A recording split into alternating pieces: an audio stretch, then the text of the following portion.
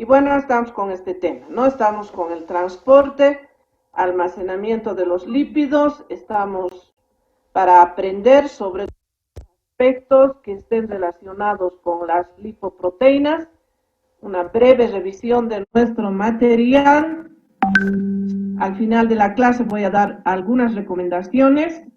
Y bueno, la clase es a 8 en punto, ¿no? No es 8:10, 8:20, 8:30, 9 menos cuarto. Es más, voy a dar algunos detalles al final para que tomen en cuenta a partir de nuestra siguiente clase. Estamos muy, ¿cómo decirles? Muy desequilibrados en el tema de asistencia. Bien, para ir repasando un poco.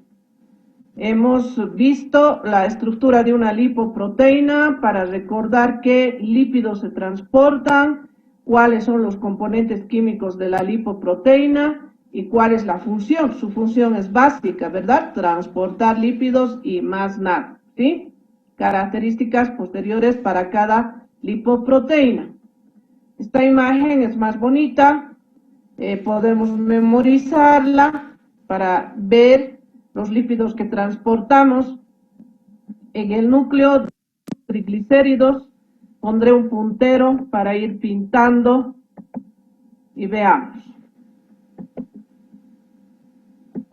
Bien, tenemos ahí los triglicéridos que están en el núcleo de la lipoproteína, los ésteres de colesterilo en el núcleo proteínico porque son sustancias que no se ponen en contacto con el agua. Superficie externa, fosfolípidos, ahí lo tienen. Tenemos colesterol libre, ahí está. Y bueno, las proteínas muy importantes para la síntesis, es decir, para su función respectivamente. Bien, hemos visto clases de lipoproteínas, hemos relacionado un poco el tamaño, la función, la mención propiamente de la lipoproteína, kilomicrones, VLDL, IDL, LDL, HDL, ¿verdad? Bien, ahora lo que tenemos que ir estudiando es pues cómo es el comportamiento metabólico de cada una de estas lipoproteínas. Entonces, vamos a ir repasando un poco la anterior imagen, porque luego tenemos que ir viendo VLDL y luego HDL. Ciertamente tiene su complejidad, pero vamos a tratar de hacer que sea lo más fácil posible. Bien, visto sobre apoproteínas, es decir, la fracción proteínica de la lipoproteína. Si me preguntan ejemplos, puedo decir ApoB48, ApoB100, ApoC, ApoBA, ApoE, etc., ¿no? Si me preguntan sobre sus funciones, entonces diré la proteína actúa como ligando, favorece el encuentro entre lipoproteína y receptor.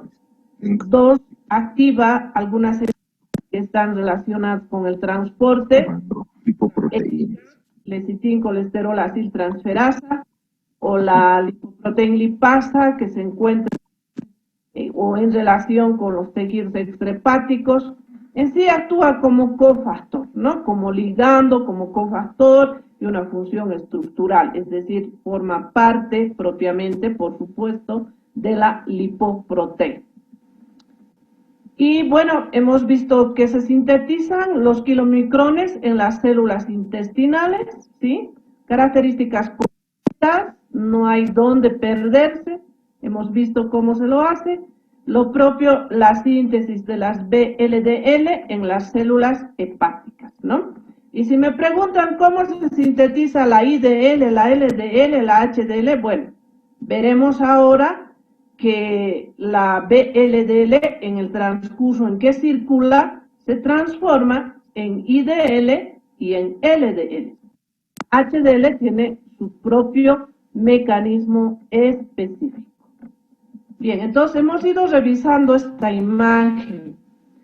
Tal vez nos quedó un poco confusa, pero simplemente tendríamos que puntualizar los siguientes aspectos. Primero, ¿qué tejidos están comprometidos durante el metabolismo de los kilomicrones? Lo dice la imagen. Nivel intestinal, tejidos extrahepáticos, tejido hepático, ¿sí? Puntual. ¿Cuáles son los extrahepáticos? Osvaldo, ¿cuáles son los tejidos extrahepáticos? ¿Qué ejemplos tiene?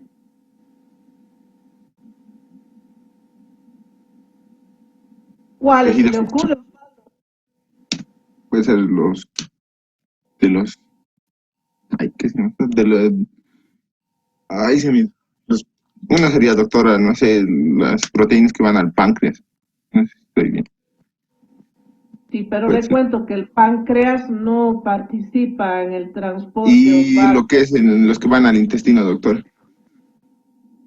Extrahepáticos, bueno, claro, el propio tejido intestinal sí se consideraría un tejido extrahepático ya. Otro, Otro extrahepático que participa en esto, muy doctora. relacionado al tema, al almacenamiento. Mm, Como le dije, uno podría ser, doctor, el intestino delgado. Otros van a lo que es ah, más todos los que tenemos, poseen ácidos grasos, pero son tejidos los que tienen más grasa, porque en ahí van que es como tejidos Bien, ya que adiposos, usted digamos. dio, gracias, Osvaldo. Bueno, entonces veo que tienen dificultad en algún caso con los tejidos extrahepáticos. Entonces, a ver, vamos a hacer un listado de tejidos extrahepáticos relacionados con los lípidos. En primer lugar, el principal, el tejido adiposo. A continuación podríamos citar, por ejemplo, tejidos esteroidogénicos, los que producen hormonas, corticoides. Podemos citar el tejido cardíaco, podemos citar glándulas mamarias durante la lactancia, podemos citar el tejido pulmonar, que hemos visto qué lípidos se relacionan, dipalmitoil, lecitil, por ejemplo, ¿verdad? O lisofosfolecitil, por ejemplo, ¿no? ¿Qué otro tejido que esté relacionado con los lípidos, por ejemplo? Bueno, entonces, médula renal, por ejemplo, si podríamos citar la corteza suprarrenal, bien, entonces son varios tejidos extrahepáticos, pero ahora tenemos que pensar que estén relacionados los lípidos específicamente. Bien, bueno, entonces repasaremos este transporte. Bien, entonces hemos caracterizado los tejidos. Punto 2, pregunta. ¿Cómo se transporta el kilomicrón en la circulación o junto a la circulación? ¿Cómo se transporta? La respuesta está en el imagen. Lo que hemos formado en el intestino se llama kilomicrón naciente, porque se sintetizó en el intestino, en las células intestinales. Este kilomicrón naciente ya está en la circulación y sufre cambios. ¿Qué cambios? Se enriquece con dos proteínas más, la E y la C. ¿Qué lipoproteína transfiere estas proteínas? Vamos a encerrar en la HDL, porque la HDL está en la circulación, por tanto puede transferirle proteína al kilomicrón. Entonces, miren, recordemos que el kilomicrón está transportando mayor cantidad de triglicéridos, entonces se requiere un eficiente transporte. Por esa razón, esta lipoproteína se enriquece con otras proteínas. Bueno, entonces la lipoproteína se llama kilomicrón. Ahora el kilomicrón junto a la circulación se aproxima a, bueno, digamos, tejido adiposo. ¿Qué pasa con el tejido adiposo? ¿Qué pasa con los tejidos extrahepáticos? Ocurre que hay una irrigación, ¿verdad?, para ingresar al tejido, para dejar sustancias o para recolectar sustancias, lo hacemos mediante los vasos capilares. Bien, en las paredes de los vasos de estos tejidos está esta enzima, lipoproteína. ¿Qué función tiene esta enzima? Hidrolizar triglicéridos. ¿Qué carga el kilomicrón? Entonces esta lipoproteína, si bien está en el endotelio, pero está anclada como fijada en el endotelio del vaso capilar. Y está fijada con sustancias como, por ejemplo, proteoglucanos, sulfato, entonces fijan a la enzima en ese endotelio. Y esta enzima es activada por el mismo kilomicrón. En realidad está activada por la B48 y por la ApoE. Y la enzima catalíticamente se activa, ¿para qué dijimos? Para que hidrolice el triglicérido o los triglicéridos. Entonces rompe esta grasa y libera glicerol, que no vamos a comentar ahora qué pasó con el glicerol, y libera ácidos grasos. Ahí están los ácidos grasos disponibles en estos tejidos extrahepáticos. Ahora, la siguiente pregunta. ¿Cómo utilizamos estos ácidos grasos? Ocurre que en estos tejidos extrahepáticos y fundamentalmente en el tejido adiposo necesitamos almacenar triglicéridos. Pero en este caso, los ácidos grasos se unen al glicerol y liberan triglicéridos. Y estos ya podemos almacenarlos en el tejido correspondiente. Esa es la oportunidad. Por otro, una parte minoritaria de estos ácidos grasos se redirecciona al tejido cardíaco. Todos los días, todo momento, no. Solo en estado de inanición del paciente. Es que el corazón necesita energía. En un estado de inanición necesita realizar su actividad diaria. Entonces requiere de energía. Por tanto, estos ácidos grasos que ingresan al tejido cardíaco se van a oxidar. Ya hemos hablado y estudiado de oxidación de ácidos grasos. Esto va a generar energía para el tejido cardíaco. Otra pequeña cantidad de este nivel se redirecciona a las glándulas mamarias en la época de la lactancia para que pueda con estos ácidos grasos sintetizar los lípidos que se requiere en la leche materna. Bien, entonces hay bastante utilidad metabólica de estos ácidos grasos que se liberan del kilomicrón. Bien, el kilomicrón, por tanto, tiene que cambiar. Ahora, el kilomicrón siguiente es este. Este es un kilomicrón remanente, es el saldo de este kilomicrón. Es más pequeño, es la mitad en tamaño de diámetro de este kilomicrón. ¿Por qué todavía se mantiene? Porque una cierta cantidad de triglicéridos no se degradaron totalmente, porque todavía mantiene el colesterol, que no ha sufrido ninguna transformación, porque este kilomicrón no tiene y no metaboliza colesterol. Entonces no hay cambios en el colesterol. Este kilomicrón remanente mantiene proteínas B48 y el E. El A y C se transfirieron nuevamente a la HDL.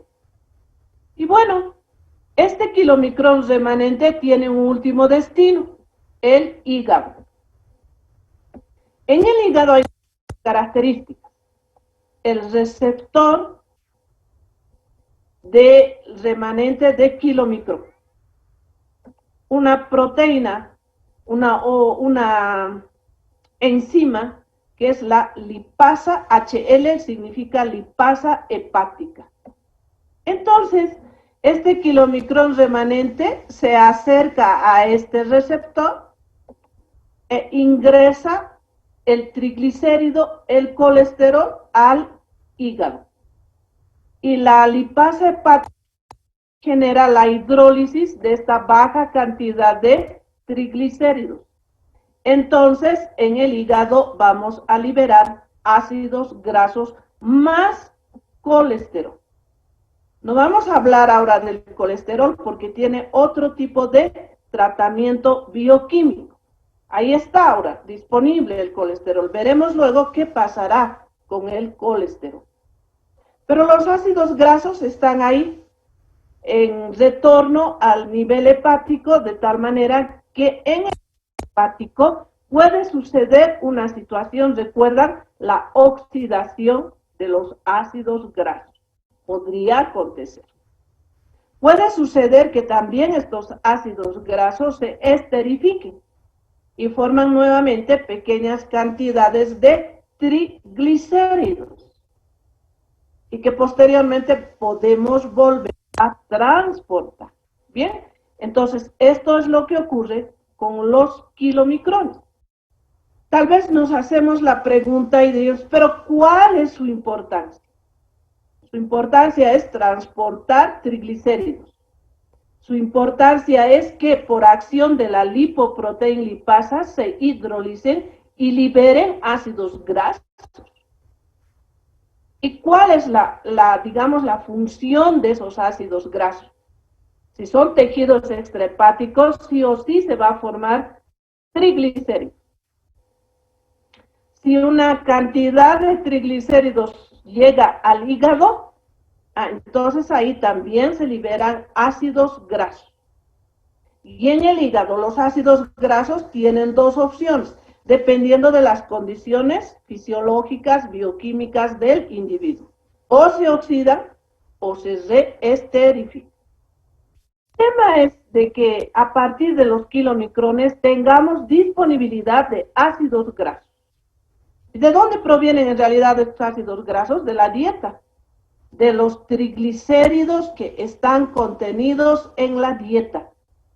A partir de esos vamos a disponer de ácidos grasos. Ahora este tema, esta imagen sí tenemos que verla y analizarla, porque cuando hablemos de obesidad, de hígado graso, por ejemplo, tenemos que explicar con esto, porque se altera el transporte.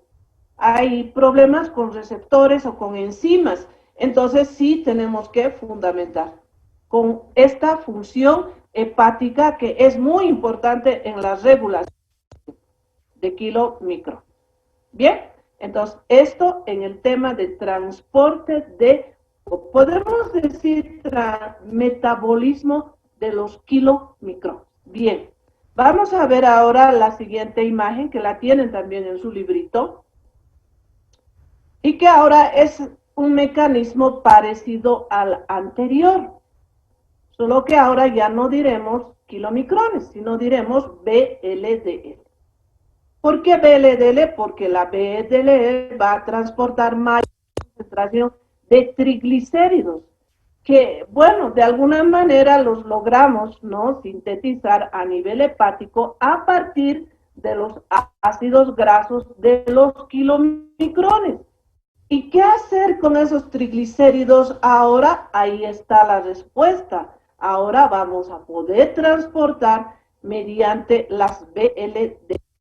Vamos a generar otra función muy importante, la síntesis de IDL y la síntesis de LDL. Bien, entonces vamos a hablar ahora de la importancia de la VLDL, de su metabolismo como lipoproteína y qué otras acciones de importancia ha generado este transporte de esta lipoproteína. Bueno, veamos la imagen. Miren lo que vamos a ir reconociendo. El tejido hepático, tejidos extrahepáticos también, y nuevamente tejidos extrahepáticos, por ejemplo, linfocitos, fibroblastos, por ejemplo. Bien. Veamos qué pasa aquí. Ahí están, recordando que se sintetizan en las células hepáticas las VLDL y que en este caso tiene el nombre de VLDL NAS. ¿Qué tiene la lipoproteína? Miren, tiene los triglicéridos en mayor concentración, también transporta colesterol, pero solo lo transporta. En realidad no tiene ninguna acción metabólica sobre el colesterol, porque no es su especialidad, pero lo transporta. La B100, muy típica de la VLDL, proteína E y proteína C. En realidad, la I y la C van a ser sus cofactores posteriores para la actividad de la lipoproteína lipasa. Bueno, esta es entonces una VLDL naciente por la relación de la circulación, los vasos respectivos, está circulando la lipoproteína. Y durante esta etapa, ¿qué ocurre? Nuevamente una gran acción de la HDL. Y es que esta HDL también va a transferir ApoC y ApoE con destino a la VLDL. Por tanto, ahora ya tenemos conformada la proteína con lo que es la B100, con lo que es la ApoE y la ApoC. Y ustedes me dirán, pero vemos que se transfirió algo nuevo. ¿Sabe qué estamos haciendo? Estamos aumentando la cantidad de proteínas E y C. Inicialmente el kilomicrón tiene sus propias proteínas E y C y B100, pero ahora hay mayor cantidad en la lipoproteína que ha tenido la HDL. Eso significa mayor riqueza proteínica. ¿Sí? Bien. Esta lipoproteína, como vemos, llega a los tejidos extrahepáticos, por ejemplo, tejido adiposo nuevamente. La actividad de la lipoproteína lipasa para hidrolizar los triglicéridos. Resultados de esta acción química: primero, liberación de ácidos grasos en el tejido extrahepático. Segundo, vamos a ir viendo que una cantidad de la proteína de tipo C nuevamente retorna a la HDL y nos queda un remanente de VLDL. Los ácidos grasos, el mismo comportamiento anterior. Forman triglicéridos, se esterifican. O sea, seguimos enviando triglicéridos ahora desde el nivel hepático a tejidos extrahepáticos. En este caso fundamental, el tejido adiposo. Bien, una vez que ocurre esta acción, ¿qué nos queda? Miren, nos queda, vamos a encerrar en círculo, nos queda una lipoproteína de VLDL que en inicio estábamos denominando remanentes de VLDL. Pero este remanente de VLDL ahora tiene un nombre más específico. Se llama IDL. Vean, entonces, del resultado de la acción de la lipoproteína lipasa, tenemos ahora una IDL. ¿Qué tiene la IDL? Tiene la B100, mantiene la proteína E, la apoproteína, y todavía un saldo de triglicéridos en menor concentración, y tenemos colesterol. En realidad no es menor concentración, disculpen. Aquí solamente dejamos 30% de triglicéridos y seguimos manteniendo un 70% de triglicéridos, ¿no? Un poco diferente en realidad al kilomicrón. Bueno, ahora, ¿qué ocurre con la IDL? Vean, de IDL se libera la apoproteína E, se la libera, ya no está. Si se la ha liberado, 1, 2, se transfieren los triglicéridos mediante su receptor hacia el nivel hepático. Se rompen los triglicéridos y quedan los ácidos grasos. Pero queda entonces un remanente. Este remanente es esta lipoproteína, que solo tiene ApoB100, solo tiene colesterol. Y claro, tendrá pequeñas cantidades de fosfolípidos, ¿no? Pero en este caso, mayor concentración de colesterol. Ahora, esta lipoproteína tiene el nombre de LDL. Bien, ahora miren, esta lipoproteína va a liberar colesterol hacia los tejidos extrahepáticos. Por ejemplo, a ver, ¿a qué tejidos vamos a liberar? A los tejidos esteroidogénicos, hacia los linfocitos, hacia los blastos, vamos a liberar colesterol a estos otros tejidos. Y en realidad lo vamos a hacer mediante el receptor de la LDL que está en estos tejidos extrahepáticos, el receptor de la LDL que está también en el hígado, ¿no? Entonces, una cantidad de colesterol se va a transferir a tejidos extrahepáticos mediante su receptor. Este receptor no es nada más que una proteína B100 y la proteína E, ¿no? Ahí. Y el saldo que quede de colesterol, entonces se libera en el hígado. ¿Listo? Ahí quedó el colesterol. Bien. Entonces, vamos a repasar puntualmente esta importancia tan diferente a los kilomicrones. Y bueno, mire, yo creo que lo que tengo que hacer ahora es borrar todo lo que he ido colocando para evitar las confusiones. ¿Bien? Entonces vamos a quitar todo esto, porque si no se nos va a hacer toda una confusión. Esto dejemos así y esto dejemos así. Bien. Entonces ahora está más limpia nuestra imagen. Bueno, y vamos a ir viendo nuevamente para ir marcando. Bien. De su importancia. No es difícil. Tiene que agradarles. Porque si dicen qué difícil, qué feo, pues siempre va a ser feo. Pero si dicen qué bien, lo voy a comprender, sí lo van a hacer. Bueno. Entonces, ¿qué pasa con las VLDL? Entonces sabemos que se sintetizan en las células hepáticas. ¿Bien? Y esa síntesis inicial tiene un nombre.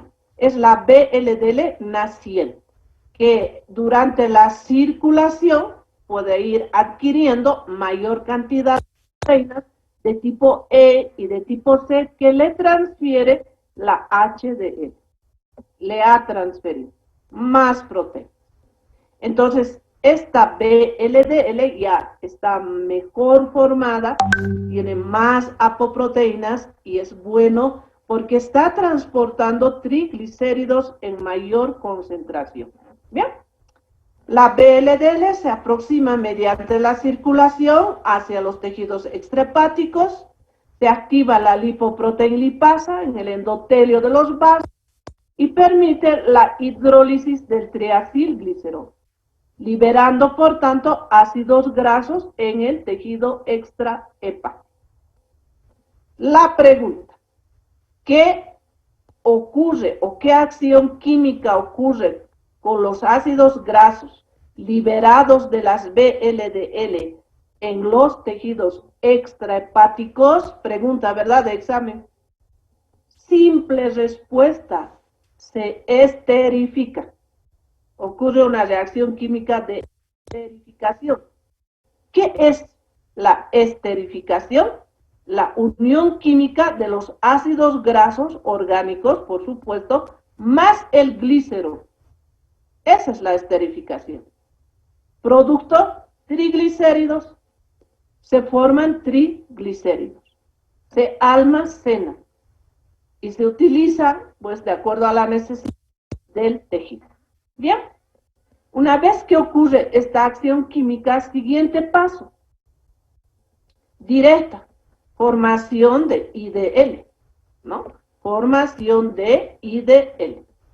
Bien, ahora, esta IDL tiene triglicéridos, tiene colesterol, una cantidad de 70% de triglicéridos en la lipoproteína que ahora se llama IDL, que entre paréntesis nada más que el remanente de la VLDL.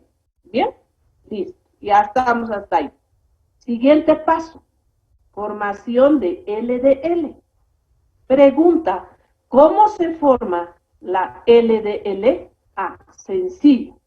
Para que se forme la LDL, la IDL debe liberar su ApoE.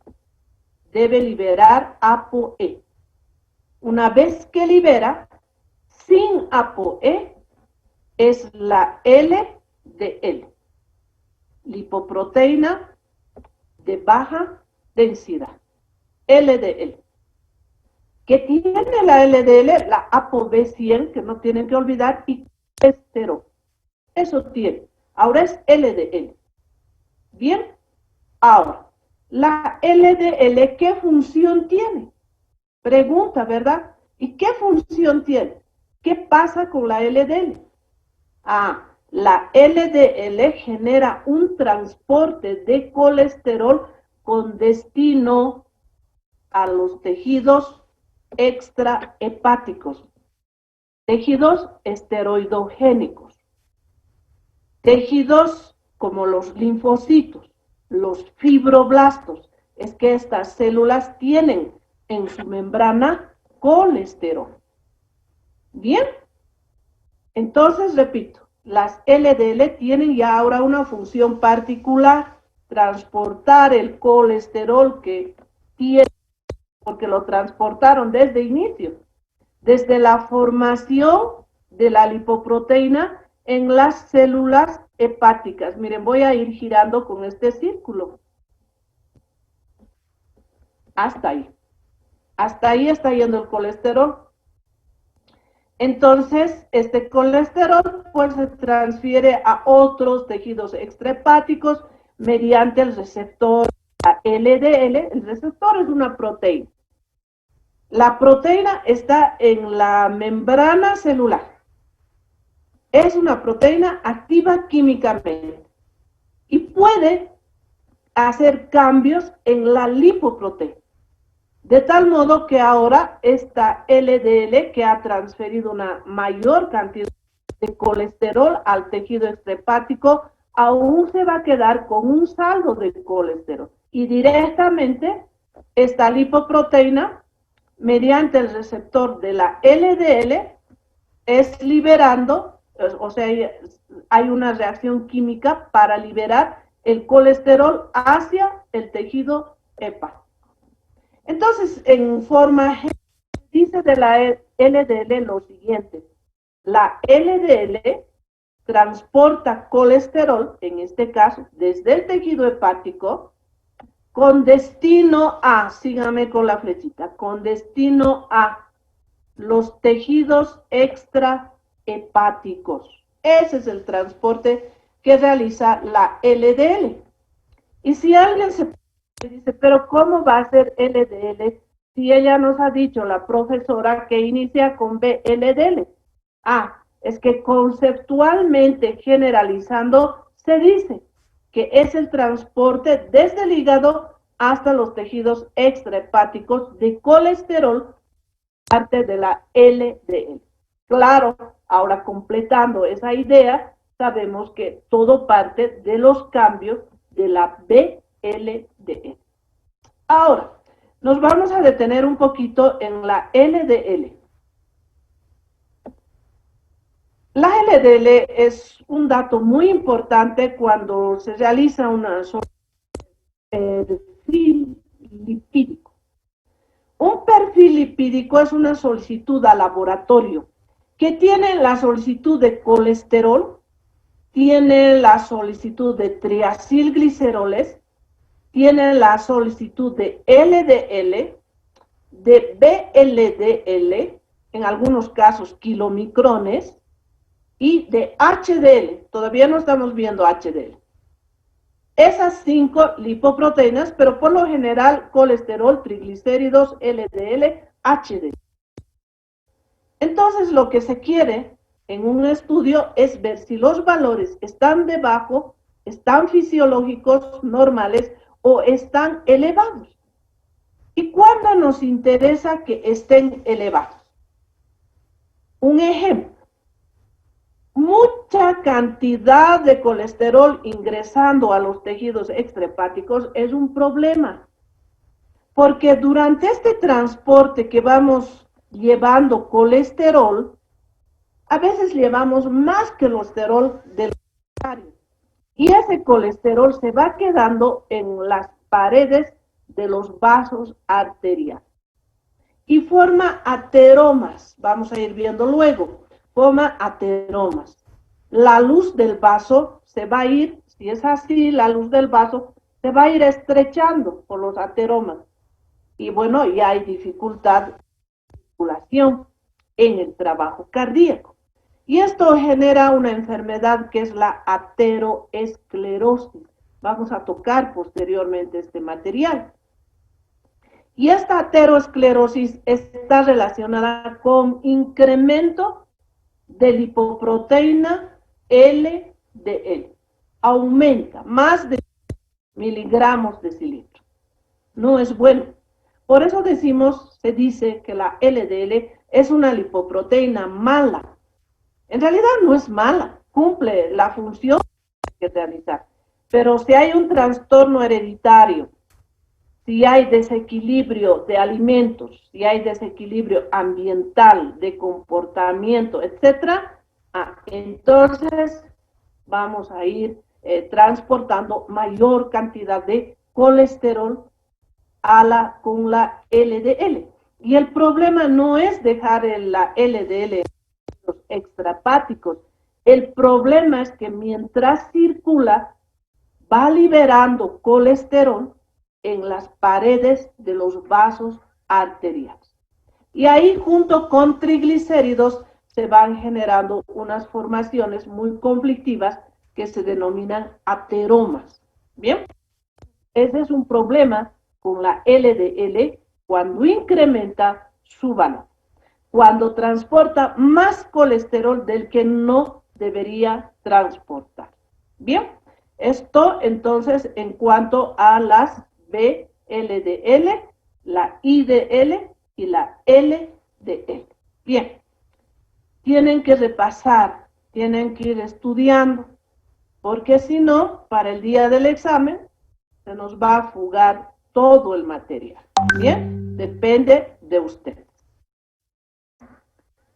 Bien, en realidad he ido hablando ya de todo este material y vamos a ir recapitulando algunos aspectos. Y en realidad voy a dejar pendiente esto porque esto vamos a ir hablando en el momento de la regulación. Quiero terminar hasta HDL y luego vamos a entrar a la regulación de las lipoproteínas. Entonces, por lo pronto, vamos a dejar pendiente este aspecto, que de alguna manera, al hablar del metabolismo, hemos hablado de todo esto. ¿Bien? Y bueno, entonces, vamos a ir con las HDL. Esto es conflictivo realmente. Pero si nos basamos en las imágenes, la comprensión va a estar bastante sencilla. Vamos a manejar ideas concretitas. ¿Bien? Bueno, las HDL, primero reconoceremos tejidos. Tejido hepático, tejido intestinal. Quiere decir que estos dos tejidos aportan en la síntesis de la HDL. Ahora, ¿qué clases de HDLs vamos a disponer? Respuesta. Vamos a disponer de una HDL discoidal, ahí está escrita en la imagen del libro, tienen que ayudarse. HDL discoidal. ¿Qué otra forma de HDL se conoce? Prebeta HDL. Ahí está. Esta prebeta HDL es la forma más potente para liberar colesterol desde los tejidos extrahepáticos hacia el hígado. Tenemos otra mención. HDL3, tenemos HDL2.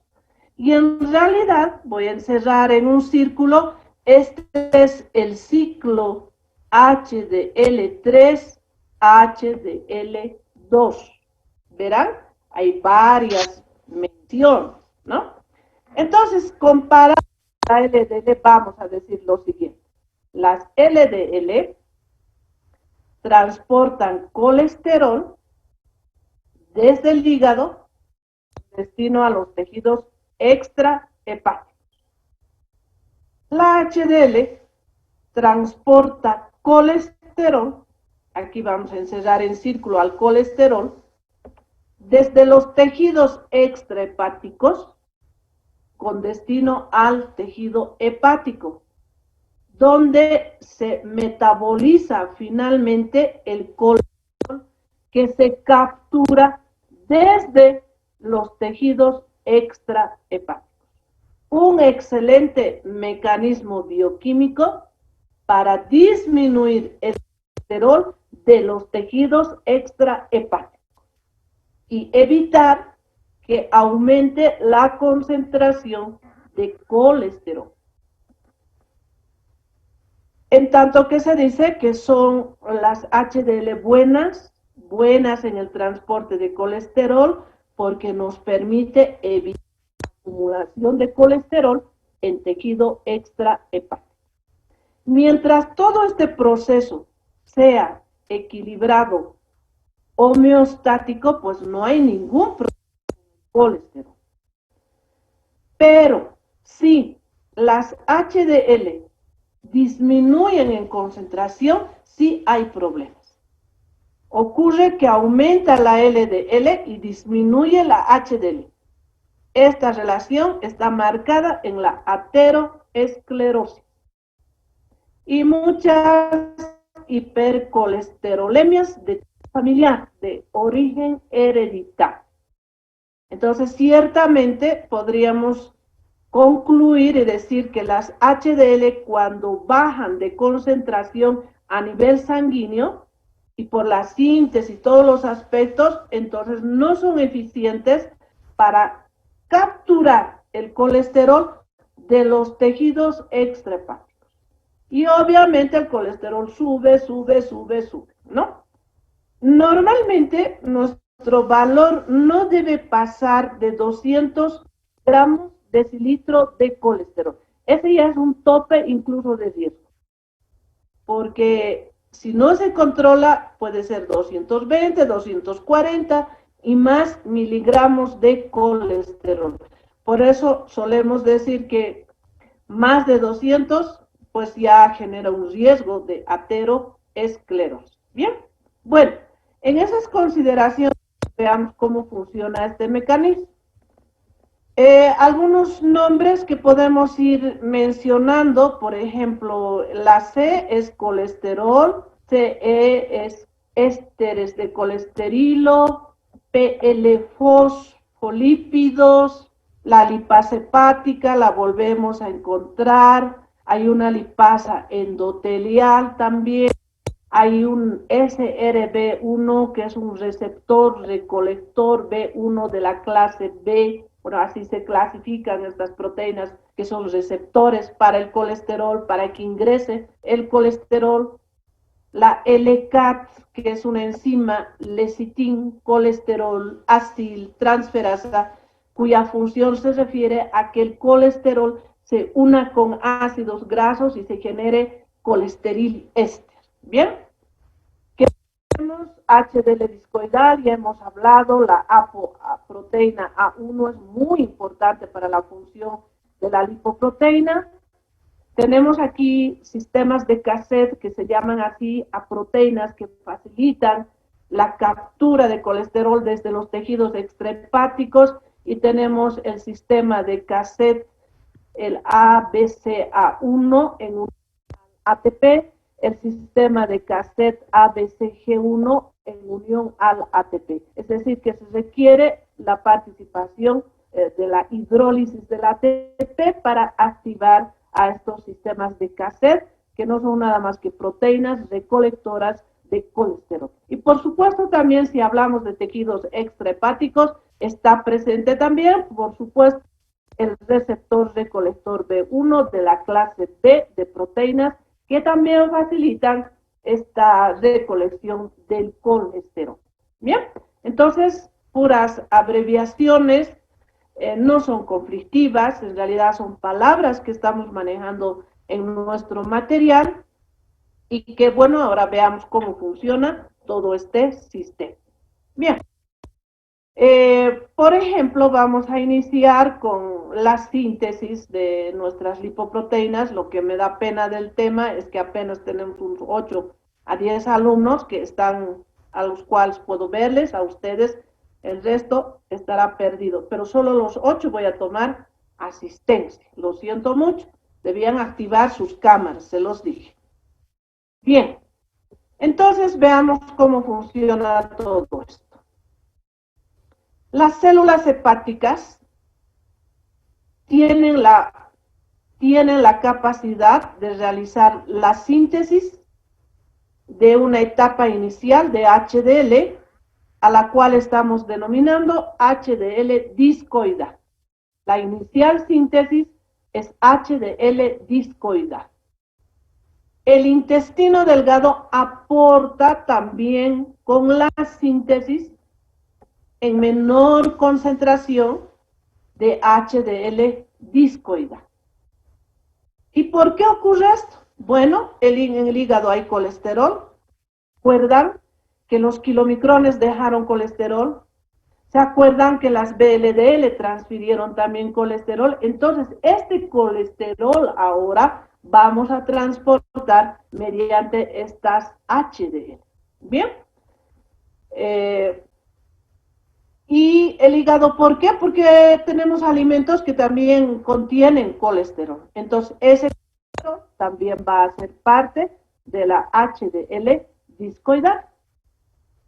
¿Qué componentes químicos tiene la HDL discoidal? Es muy interesante.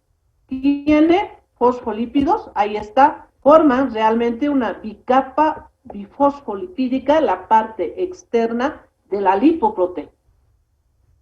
Ahora tiene colesterol en una mayor concentración, porque esa es su especialidad.